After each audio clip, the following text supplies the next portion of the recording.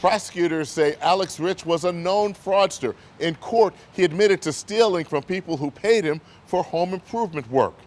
Now he has a year in jail.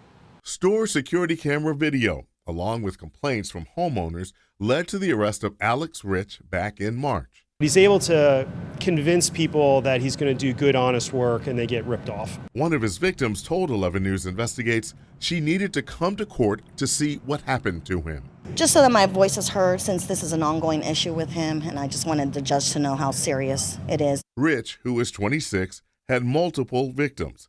As part of an agreement with prosecutors, he pleaded guilty to a theft charge and will spend a year in jail. 5 other charges were dropped. He admitted to stealing items, including lawn and power equipment, from the Lowe's store in Cockeysville. He also had to reimburse all of his victims, including Laura Pettis, who gave him $750 for gutter and roof repairs that never happened. She got a check a week ago. I was content. I was happy. I was shocked. I didn't think I was going to get a penny, so I'm happy. The number one goal is to make the victims whole. Number one goal is to get people their money back. In court, Rich apologized, saying, "I'm sorry for everything I've done." He blamed having a drug problem, but admitted that was no excuse. Defense attorney Mark Zayon claimed Rich had the skills and intended to do the work, and his client can't undo what has happened. Zayon said he is saddened by what he did. Clearly, he is a thief. I'm hoping that will not define him.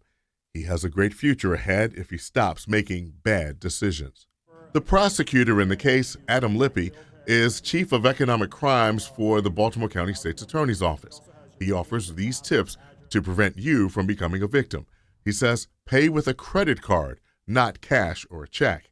And if you can get a good picture of somebody, camera, surveillance, things like that, don't be shy and take pictures of people doing work on your house. If they're nervous about it, there's a reason for that, but that helps the police identify people and then catch the bad people. Rich also has pending cases in Harford County, Baltimore City, and the state of Michigan.